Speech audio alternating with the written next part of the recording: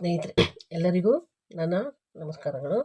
ಈ ದಿನ ನಾನು ನಿಮಗೆ ಯೋಕ್ ಫ್ರಾಕ್ ಬಗ್ಗೆ ಪಾಠ ಮಾಡ್ತಾ ಇದ್ದೀನಿ.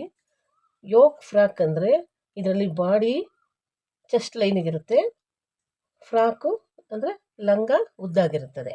ಇದಕ್ಕೆ ತೋಳನ್ನು ನಾವು ಬಫ್ ಸ್ಲೀವ್ಸ್ ಇಡ್ತೀವಿ, ಬಾಡಿಗೆ ಸ್ಕ್ವಯರ್ ನೆಕ್ ತೋರಿಸಿದ್ದೀವಿ, ಅದರಲ್ಲಿ ರೌಂಡ್ ನೆಕ್ ತೋರಿಸಿದ್ದೀವಿ, ಇದರಲ್ಲಿ ಸ್ಕ್ವಯರ್ ನೆಕ್ ಹಾಕೋ ರೀತಿಯನ್ನು ತೋರಿಸ್ತಾ ಇದ್ದೀವಿ. ಇದರ ಯೋಕು ಯಾವ ರೀತಿ ಬರುತ್ತೆ ಅನ್ನೋ ರಚನೆಯನ್ನು ಇಲ್ಲಿ ಬರೆದು ಎಕ್ಸ್ಪ್ಲೇನ್ ಮಾಡಿದ್ದೀನಿ. ಇದು ಹೊಲ್ದಾದ ಮೇಲೆ ಈ ರೀತಿ ಮಾದರಿ ಚಿತ್ರ, ಈ ರೀತಿ ಫ್ರಾಕ್ ಬರುತ್ತೆ. ಬಾಡಿ ಚೆಸ್ಟ್ ಲೈನಿಗೆ ಬರುತ್ತೆ, ಅಂದರೆ ಎದೆಗೆರೆಗೆ ಬರುತ್ತೆ, ಲಂಗ ಉದ್ದ ಬರುತ್ತೆ. ಇದಕ್ಕೆ ಬಫ್ ಸ್ಲೀವ್ಸ್ ತುಂಬ ಚೆನ್ನಾಗಿರುತ್ತೆ. ಇಲ್ಲಿ ನೀವು ಬೇಕಾದ್ರೆ ಮತ್ತೆ ಡಬಲ್ ಫ್ರಿಲ್ ಇಡ್ಬೋದು. ಇಲ್ಲೂ ಫ್ರಿಲ್ಲಿಂದ ಅಲಂಕಾರ ಯಾವ ರೀತಿ ಬೇಕಾದ್ರೂ ನಾವು ಮಾಡ್ಕೋಬೋದು. ಮೂಲ ಈ ರೀತಿ ಈ ಫ್ರಾಕಿನ ರಚನೆ ಬರುತ್ತೆ. ಮೊದಲು ಈಗ ಯೋಕ್ ಯಾವ ರೀತಿ ಬರುತ್ತೆ ಅನ್ನೋದನ್ನು ನೋಡೋಣ. ಯೋಕ್ ಅಂದರೆ ಬಾಡಿಗೆ ಇಲ್ಲಿ ಚಿಕ್ಕ ಬಾಡಿ ಆದ್ದರಿಂದ ಯೋಕ್ ಅಂತ ಕರಿತೀವಿ. ಈಗ ನೋಡಿ, 0ಯಿಂದ 1ಕ್ಕೆ ಯೋಕ್ನ ಉದ್ದ. ಇದಕ್ಕೆ ಬೇಕಾಗಿರೋ ಅಳತೆ ಏನು? ಪೂರ್ಣ ಉದ್ದ 50 ಸೆಂಟಿಮೀಟ್ರು, ಎದೆ ಸುತ್ತಳತೆ 48, ಭುಜ 24, ತೋಳಿನ ಉದ್ದ 10, ತೋಳಿನ ಅಗಲ 20. ಈ ರೀತಿ ಇದೆ.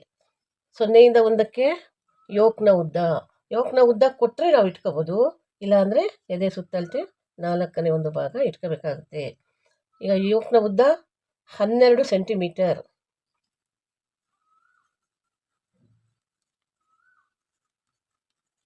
12 ಪ್ಲಸ್ 2 ಅಂದರೆ 14. 0ಯಿಂದ 1ಕ್ಕೆ, 1ರಿಂದ 2ಕ್ಕೆ ಅದೇ ಹೇಳಿದ್ನಲ್ಲ ಹಿಂದೆ, ಹಾಗೆ ಮುಂಭಾಗದ ಸಮತೋಲನಕ್ಕೆ 2 ಸೆಂಟಿಮೀಟರ್ ಇಟ್ಕೋಬೇಕಾಗುತ್ತೆ ನಾವು. ಈಗ 0ಯಿಂದ 5ಕ್ಕೆ, 1ರಿಂದ 7ಕ್ಕೆ ಅರ್ಧ ಭುಜ ಎಷ್ಟಿದೆ? ಭುಜ 24 ಇದೆ, ಅರ್ಧ ಅಂದರೆ 13 ಆಯಿತು. 13ಕ್ಕೆ ನೇರಗೆರೆ ಹಾಕ್ಕೋಬೇಕು. Next 5ರಿಂದ 6ಕ್ಕೆ, 7ರಿಂದ 8ಕ್ಕೆ 1.5 centimetre. 1ರಿಂದ 9ಕ್ಕೆ ಎದೆ ಸುತ್ತಳತೆ 4ನೇ 1 ಭಾಗ ಪ್ಲಸ್ 2 ಸೆಂಟಿಮೀಟರ್. ಎದೆ ಸುತ್ತಳತೆ 48 ಇದೆ ಅಂದರೆ 12 4 48 ಆಯಿತು. 12 ಪ್ಲಸ್ 2 14. ಇಲ್ಲಿಂದ 1ರಿಂದ 9ಕ್ಕೆ.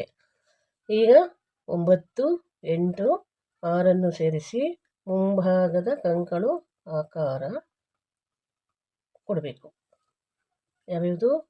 9, 8, 6 ಸೇರಿಸಿ ಮುಂಭಾಗದ ಕಂಕಳು ಆಕಾರ. ಈಗ 0ಯಿಂದ 7ಕ್ಕೆ ಎದೆ ಸುತ್ತಳತೆಯ 12ನೇ 1 ಭಾಗ. 0ಯಿಂದ 13ಕ್ಕೆ ಎದೆ ಸುತ್ತಳತೆ 12ನೇ 1 ಭಾಗಕ್ಕೆ ಪ್ಲಸ್ 4 ಸೆಂಟಿಮೀಟರ್. 0ಯಿಂದ 4ಕ್ಕೆ ಎಷ್ಟು? 3ರಿಂದ 10ಕ್ಕೂ ಅಷ್ಟೇ ಸ್ಕ್ವಯರ್ ಆಗಿ ಗೆರೆ ಎಳ್ಕೋಬೇಕು. ಎಳ್ಕೊಂಡ ಮೇಲೆ 10ರಿಂದ 11ಕ್ಕೆ 1 ಸೆಂಟಿಮೀಟರ್. ಯಾಕಿಲ್ಲಿ 1 ಸೆಂಟಿಮೀಟ್ರ್ ಮುಂದಕ್ಕೆ ತಗೋಬೇಕು ಅಂದರೆ, ಸ್ಕ್ವಯರ್ ಆಗಿ ಕಟ್ ಮಾಡಿದಾಗ ಕತ್ತು ಅಗಲ ಆಗುತ್ತೆ, ಸ್ಟಿಫಾಗಿ ಕೂರೋದಿಲ್ಲ.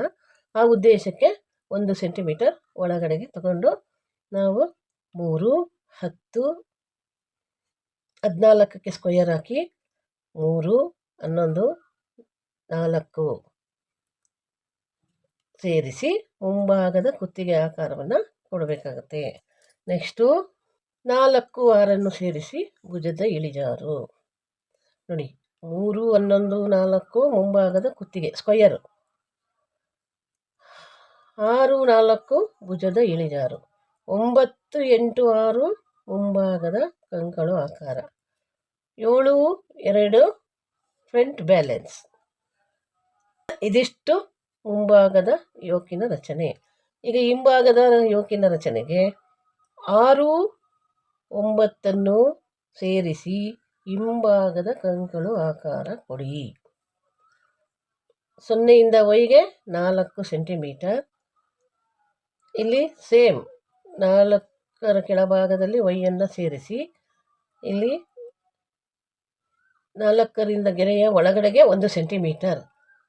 y, x 4 ಸೇರಿಸಿ ಹಿಂಭಾಗದ ಕುತ್ತಿಗೆಯ ಆಕಾರ ಕೊಡಿ.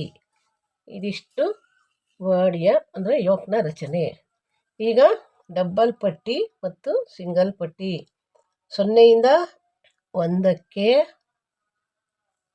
2ರಿಂದ 3ಕ್ಕೆ ಯೋಕ್ನ ಉದ್ದ ಎಷ್ಟಿದೆ? 12 ಇದೆ ಯೋಕ್ನ ಉದ್ದ, ಅಷ್ಟೇ ಇಡಬೇಕು ನಾವು. +5 ಸೆಂಟಿಮೀಟರ್. ಯಾಕೆಂದರೆ ಇದು ಬಾಡಿ ತುಂಬ ಚಿಕ್ಕದಾದ್ರಿಂದ ಸ್ಕರ್ಟಿಗೂ ಸೇರಿ ನಾವು ಡಬಲ್ ಪಟ್ಟಿ ಸಿಂಗಲ್ ಪಟ್ಟಿ ಕೊಡಬೇಕು. ಯಾಕೆ ಫ್ರಾಕನ್ನು ತೆಗೆದು ಹಾಕೋದಕ್ಕೆ ಅನುಕೂಲ ಆಗಲಿ ಅಂತೇಳಿ. 0ಯಿಂದ 2ಕ್ಕೆ, 1ರಿಂದ 3ಕ್ಕೆ 4 ಸೆಂಟಿಮೀಟರ್ ಇದು ಸಿಂಗಲ್ ಪಟ್ಟಿ. ನೆಕ್ಸ್ಟು ಡಬಲ್ ಪಟ್ಟಿಗೆ 4ರಿಂದ 5ಕ್ಕೆ, 7ರಿಂದ 6ಕ್ಕೆ ಸೇಮ್ ಯೋಕ್ನ ಉದ್ದ +5 ಸೆಂಟಿಮೀಟರ್. ನೆಕ್ಸ್ಟು 4ರಿಂದ 7ಕ್ಕೆ, 5ರಿಂದ 6ಕ್ಕೆ 6 ಸೆಂಟಿಮೀಟರ್. ಇದು ಅಗಲಕ್ಕೆ. ಇದು ಡಬಲ್ ಫೋಲ್ಡಿಂಗ್ ಆಗುತ್ತೆ, ಇದು ಸಿಂಗಲ್ ಫೋಲ್ಡಿಂಗ್ ಆಗುತ್ತೆ. ಆದ್ದರಿಂದ ಇದನ್ನು 6 ತೊಗೋತೀವಿ, ಇದನ್ನು 4 ತೊಗೋತೀವಿ.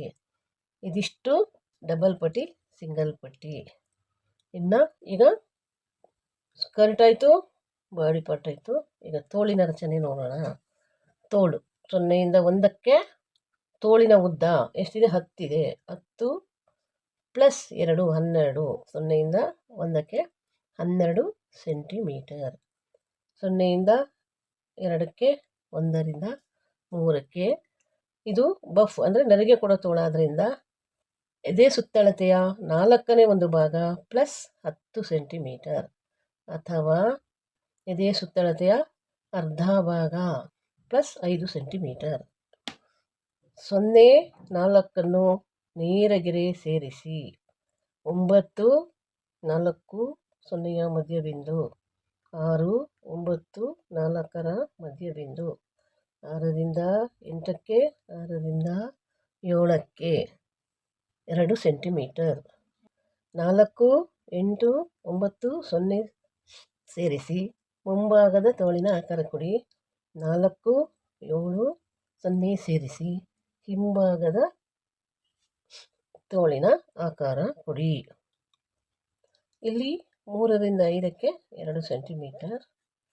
ಇಲ್ಲಿ 5 1ನ್ನು ಸೇರಿಸಿ ಕೆಳಭಾಗದ ತೋಳಿನ ಆಕಾರ ಕೊಡಿ. ಇದಿಷ್ಟು ತೋಳಿನ ರಚನೆ. ಈಗ ತೋಳಿನ ರಚನೆ ಆದಮೇಲೆ ಸ್ಕರ್ಟ್. ಈಗ ಬಾಡಿ ಪಾರ್ಟ್ ಆಯಿತು, ಡಬಲ್ ಪಟ್ಟಿ ಸಿಂಗಲ್ ಪಟ್ಟಿ ಆಯಿತು, ತೋಳಿನ ರಚನೆ ಆಯಿತು. ಈಗ ಸ್ಕರ್ಟ್ ಪಾರ್ಟ್ ನೋಡಿ. 0ಯಿಂದ 1ಕ್ಕೆ ಪೂರ್ಣ ಉದ್ದ ಮೈನಸ್ ಬಾಡಿಯ ಉದ್ದ ಪ್ಲಸ್ ಹೊಲಿಗೆಗೆ 2 ಸೆಂಟಿಮೀಟರ್. ಪೂರ್ಣ ಉದ್ದ ಎಷ್ಟಿದೆ? 50 ಇದೆ. ಅದರಲ್ಲಿ ಮೈನಸ್ ಬಾಡಿಯ ಉದ್ದ ಎಷ್ಟು? 12ನ್ನು ಕಳೆದ್ರೆ 50ರಲ್ಲಿ 12ನ್ನು ಕಳೆದ್ರೆ 38 ಸೆಂಟಿಮೀಟರ್. ಇಲ್ಲಿ 0ಯಿಂದ 1ಕ್ಕೆ 32 ಸೆಂಟಿಮೀಟರಿಗೆ +2 ಸೆಂಟಿಮೀಟರ್ 40. 0ಯಿಂದ 1ಕ್ಕೆ 3ರಿಂದ 4ಕ್ಕೆ 2 ಒಂದೇ ಅಳತೆ ಇರೋದ್ರಿಂದ ಫ್ಲವರ್ ಬ್ರ್ಯಾಕೆಟ್ ಹಾಕಿದ್ದೀವಿ. ಅಲ್ಲಿಗೆ 40 ಸೆಂಟಿಮೀಟರ್. 1ರಿಂದ 2ಕ್ಕೆ, 4ರಿಂದ 5ಕ್ಕೆ 4 ಸೆಂಟಿಮೀಟರ್ ಕೆಳಭಾಗದ ಮಡಿಕೆಗೆ.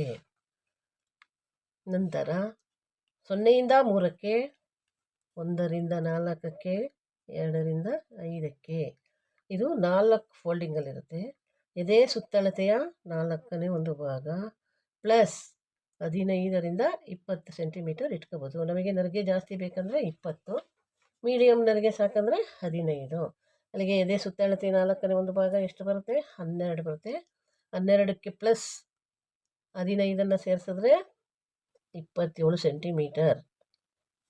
ಇಲ್ಲಿಂದ 0ಯಿಂದ 3ಕ್ಕೆ, 1ರಿಂದ 4ಕ್ಕೆ, 2ರಿಂದ 5ಕ್ಕೆ, ಅಥವಾ ಇನ್ನೂ 10 ಸೆಂಟಿಮೀಟರ್ ನಾವು ಜಾಸ್ತಿ ಸೇರಿಸಿದ್ರೆ 37 ಸೆಂಟಿಮೀಟರ್ ಆಗುತ್ತೆ. ಇದು 4 ಫೋಲ್ಡಿಂಗಲ್ಲಿರುತ್ತೆ. ಇದಕ್ಕೆ ಸ್ಕರ್ಟಿಗೂ ಸೇರಿ ಬಂದಿದೆ ನೋಡಿ ತೋಳು. ಇಲ್ಲಿ ಅಟ್ಯಾಚ್ ಆಗಿದೆ. ಸ್ಕರ್ಟಿಗೂ ಸೇರ್ಕೊಂಡು ತೋಳು ಬಂದಿದೆ. ಅದಕ್ಕೆ ಇಲ್ಲಿ ಕಂಕಳ ಆಕಾರನ ಸ್ಕರ್ಟಿಗೆ ನಾವು ಕತ್ತರಿಸ್ತೀವಿ. 3ರಿಂದ 7ಕ್ಕೆ, 3ರಿಂದ 6ಕ್ಕೆ 2 ಸೆಂಟಿಮೀಟರ್, 7ರಿಂದ 8ಕ್ಕೂ 2 ಸೆಂಟಿಮೀಟರ್. ಈಗ 6 8 ಮುಂಭಾಗದ ಕಂಕಳು ಆಕಾರ, 6 7 ಹಿಂಭಾಗದ ಕಂಕಳು ಆಕಾರ. ಈ ಕಡೆ ಫೋಲ್ಡಿಂಗಲ್ಲಿರುತ್ತೆ, ಈ ಕಡೆ ಓಪನ್ ಇರುತ್ತೆ. ಇದಿಷ್ಟು ಯೋಕ್ ಫ್ರಾಕಿನ ಸ್ಕರ್ಟಿನ ರಚನೆ. ಇದಾದಮೇಲೆ ಕುತ್ತಿಗೆ ಪಟ್ಟಿ ನೋಡಿ. ನಾವು ಎಲ್ಲದಕ್ಕೂ ಕುತ್ತಿಗೆ ಪಟ್ಟಿ ಕೊಡಬೇಕು. ಸಾದಾ ಬಾಡಿಗೂ ಕೂಡ, ಸಾದಾ ಫ್ರಾಕಿಗೂ ಕೂಡ ಇದೇ ರೀತಿ ಕುತ್ತಿಗೆ ಪಟ್ಟಿಯನ್ನು ಕಟ್ ಮಾಡ್ಕೊಳ್ಬೇಕು. ಇದು 45 ಡಿಗ್ರಿ ಕ್ರಾಸಲ್ಲಿರಬೇಕು ಬಟ್ಟೆ. ಅಂದರೆ ಸ್ಕ್ವಯರ್ ಆಗಿ ಮಡಿಸ್ಕೊಂಡು 45 ಡಿಗ್ರಿ ಕ್ರಾಸಲ್ಲಿ ಆ ಕಡೆ ಈ ಕಡೆ ಗುರುತು ಮಾಡಿ ಗೆರೆನ ಎಳ್ಕೋಬೇಕು. ಈಗ ನೋಡಿ 0ಯಿಂದ 1ಕ್ಕೆ 4 ಸೆಂಟಿಮೀಟ್ರು, 2ರಿಂದ 3ಕ್ಕೂ 4 ಸೆಂಟಿಮೀಟರ್. ಇದನ್ನು 45 ಡಿಗ್ರಿ ಕ್ರಾಸಲ್ಲಿ ಗೆರೆ ಎಳ್ಕೊಂಡು ಬಯಾಸ್ ಕ್ರಾಸ್ ಪೀಸ್ ಕತ್ತರಿಸಿ ನಾವು ಕುತ್ತಿಗೆ ಪಟ್ಟಿ ಕೊಡಬೇಕು. ಯಾಕಪ್ಪ ನೇರವಾಗಿ ಕತ್ತರಿಸಬಾರ್ದು ಅಂದರೆ, ನೇರವಾಗಿ ಕತ್ತರಿಸಿ ಕೊಟ್ಟಾಗ ಅದು ಎಕ್ಸ್ಪೆಂಡ್ ಆಗಲ್ಲ, ಬಟ್ಟೆ ಸುಕ್ಕು ಬರುತ್ತೆ. ಕುತ್ತಿಗೆಗೆ ಕೊಡುವಾಗ ನೆರಿಗೆ ಹಿಡಿಬೇಕಾಗುತ್ತೆ.